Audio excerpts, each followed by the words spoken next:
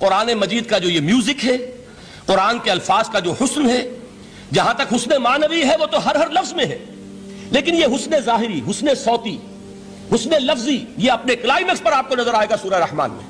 اس کی 4 آیات پر ذرا توجہ کریں گے، عجیب حقائق سامنے آئیں گے۔ جہاں یہ قرآن مجید کے حسن صوت اور حسن لفظی کی معراج ہے، وہیں اس کی پہلی 4 آیات میں 4 چوٹی کی چیزوں کا ذکر ہے، سب سے اونچی چیزیں۔ پہلی آیت کیا ہے؟ الرحمن۔ ایک آیت ہو گئی۔ رحمان کیا ہے؟ اللہ کا نام ہے۔ کبھی آپ نے غور کیا اللہ کے ناموں میں سب سے پیارا نام کون سا ہوگا؟ رحمان۔ کیوں؟ اس کا مادہ کیا ہے؟ رحمت۔ ہمیں سب سے بڑھ کر جس چیز کی ضرورت ہے وہ کیا ہے؟ رحمت خدا بندی۔ نام اچھی طرح سن لیجئے اس حضور کے قول کو۔ حضور فرماتے کوئی شخص جنت میں مجرد اپنے عمل کی بنیاد پر داخل نہیں ہو سکے گا جب تک کہ رحمت خدا بندی دستگیری نہ کرے۔ کسی صحابی نے بڑی ہمت اور جرأت کا ثبوت دیا کہ پوچھ لیا کیا حضور آپ بھی؟ جب آپ نے فرمایا کوئی شخص داخل نہیں ہو سکتا جنت میں محض اپنے عمل کی بنیاد پر جب تک کہ رحمت خدا بندی جو ہے وہ دستگیری نہ فرمائے۔ پوچھا گیا کیا آپ بھی؟ آپ نے فرمایا ہاں میں بھی۔ آپ اندازہ کیجئے کہ اگر محمد الرسول اللہ بھی رحمت خدا بندی کے ضرورت مند ہوں تو تاب دیگراں چہ رسد، ہماری تو سب سے بڑی ضرورت رحمت خدا بندی ہے۔ اب یہ رحمت جو ہے قرآن مجید میں اللہ تعالیٰ کی یہ شان 2 الفاظ کے ذریعے سے آتی ہے، رحیم اور رحمان۔ اور کوئی مادہ نہیں ہے جس سے 2 نام بنتے ہوں اللہ کے، لیکن یہ مادہ ہے واحد رحمت کا کہ جس سے رحمان بھی ہے رحیم بھی ہے۔ رحیم صفت مشبہ ہے، رحمت دائم ہو جائے گی، مستقل ہوگی تو رحیم کہیں گے۔ اور رحمان، اس میں رحمت کی ہے وہ شان ہے کہ جیسے ٹھاٹھے مارتا ہوا سمندر ہو، ہیجان کی کیفیت، طوفانی کیفیت، رحمت خداوندی کا طوفانی جوش، وہ ہے رحمان۔ تو یہ اللہ تعالیٰ کے ناموں میں سب سے پیارا نام۔ اب آگے چلیے، الرحمن علم القرآن، رحمان نے قرآن سکھایا۔ رحمت خداوندی کا سب سے بڑا مظہر، رحمان کی رحمانیت کا سب سے بڑا مظہر قرآن ہے۔ ان میں جو منطقی ربط ہے اس کو سمجھتے جائیے۔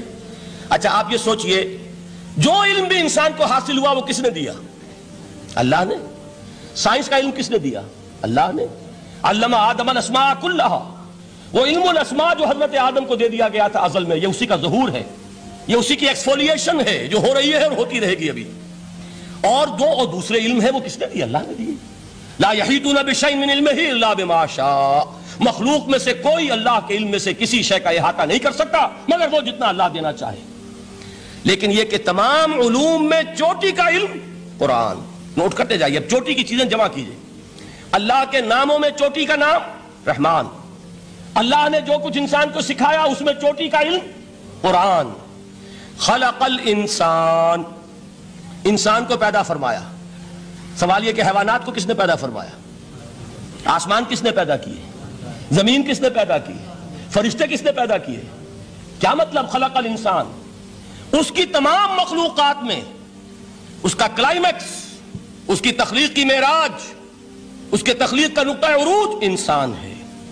یہ ہے کہ جو مسجود ملائک بنا ہے۔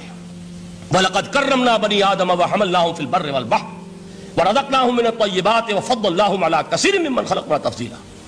تو تخلیق میں سب سے اونچی تخلیق انسان کی، علموں میں سب سے اونچا علم قرآن کا، اللہ کے ناموں میں سب سے اونچا نام رحمان۔ اب آئیے چوتھی چیز، علمہ البیان، انسان کو بیان کی صلاحیت عطا فرمائی۔ کیا اور کوئی صلاحیت عطا نہیں کی؟ بینائی کس نے دی؟ اللہ نے۔ اسی طریقے سے سماعت کس نے عطا فرمائی؟ اللہ نے۔ کتنی فیکلٹیز ہیں، کتنے ایکسٹرنل آرگنز ہیں سینس کے، کتنے انٹرنل سینسز ہیں جو اللہ نے دیے ہیں۔ لیکن یہاں بھی سمجھ لیجئے جتنی فیکلٹیز ہیں ہیومن فیکلٹیز، ان میں ٹاپ کی فیکلٹی جو ہے وہ اسپیچ ہے، کلام ہے، بیان ہے۔ جن لوگوں نے میڈیکل سائنس کا مطالعہ کیا ہے وہ جانتے ہیں کہ یہ برین ہے، ہیومن برین، اس برین میں جو وہ اوپر ایک زرد سا مادہ ہوتا ہے، گرے میٹر، اس کی ایک کوٹنگ ہوتی ہے، یہ ہائیسٹ ایوالوڈ فارم ہے، اور اس میں سب سے بڑا رقبہ جو ہے وہ سپیچ سینٹر کہلاتا ہے۔ اسی لیے انسان کو حیوان ناطق کہتے ہیں۔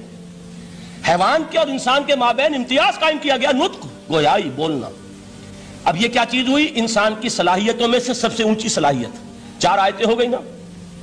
اللہ کے ناموں میں سب سے چوٹی کا نام رحمان، اس نے جو علوم پیدا کیے ان میں چوٹی کا علم قرآن، اس نے جو مخلوقات پیدا فرمائی ان میں چوٹی کی مخلوق انسان، انسان کو جو صلاحیت اور استعدادات عطا فرمائی ان میں چوٹی کی استعداد بیان۔ جمع کیجئے نتیجہ کیا نکلے گا؟ وہ نتیجہ ایک حدیث نبوی کی شکل میں سامنے آتا ہے۔ پہلی حدیث میں نے یہی پڑھی تھی، اس کے راوی کون ہے؟ عثمان ابن عفان۔ میں حیران ہوتا ہوں وہ قافیہ یہاں بھی موجود ہے، رحمان، قرآن، بیان، انسان، عثمان، عفان، باپ کا نام بھی اسی وزن پر ہے، عثمان ابن عفان۔ عن عثمان ابن عفان رضی اللہ تعالی عنہ قال قال رسول اللہ صلی اللہ علیہ وسلم، حضرت عثمان شہید مظلوم ذو النورین رضی اللہ تعالی عنہ فرماتے ہیں کہ اللہ کے رسول صلی اللہ علیہ وسلم نے فرمایا، خیرکم من تعلم القرآن وعلمہ، تم میں سے بہترین لوگ وہ ہیں جو قرآن سیکھیں اور سکھائیں۔ قوت بیان جو تمہاری ٹاپ فیکلٹی ہے، اس کا استعمال کسی گھٹیا کام کے لیے نہیں ہونا چاہیے۔ دیکھیں اردو میں محاورہ ہے کہ توپ سے مکھی نہیں ماری جاتی، توپ بنائی گئی ہے کسی بڑی شے کے لیے، مکھی مارنے کے لیے توپ استعمال نہیں ہوتی۔ یہ قوت بیان جو ہے، جو ٹاپ موسٹ فیکلٹی ہے ہیومن جو فیکلٹیز ہیں ان میں سے، اس کا استعمال بھی ٹاپ موسٹ ہونا چاہیے۔ قرآن کو بیان کرو، وہ جیسے کہ علامہ اقبال نے کہا ہے، بلکہ غالباً ان کے قبر پر آس پاس جو اشعار لکھے ہوئے ان میں سے ایک یہ بھی ہے، اگر یک قطرہ خونداری اگر مشتے پرے داری بیابامن تو آموزم طریق شاہ بازی را، اگر تمہارے اندر ایک قطرہ بھی خون کا ہے اور مٹھی بھر بھی پر اگر اللہ نے دیے ہیں تو میرے پاس آؤ کہ میں تمہیں شاہبازی کے طریقے سکھاؤں۔ اسی طرح جان لیجئے اگر اللہ نے قوت گویائی عطا فرمائی، اگر اللہ نے تمہیں حیوان ناطق بنایا، اگر اللہ تعالیٰ نے تمہیں یہ صلاحیت عطا فرمائی، اس صلاحیت کا مصرف دنیا کو نہ بناؤ، اس صلاحیت کا مصرف اللہ کے کلام کو پھیلانے پر اس کو صرف کرو۔ خیرکم من تعلم القرآن وعلمہ، خیر جب لفظ آتا ہے بغیر من کے، ورنہ تو آتا خیر من ہو تو یہ ہوگی کمپیریٹیو جو ایک ایڈجیکٹیو جو ہوتی ہے، لیکن یہ سپرلیٹیو ڈگری ہے جب بغیر من کے ہوگا۔ خیرکم، دی بیسٹ امنگسٹ یو، جو تم میں بہترین لوگ ہیں وہ کون ہیں؟ من تعلم القرآن وعلمہ، جو قرآن سیکھیں اور سکھائیں، قرآن پڑھیں اور اسے بیان کریں۔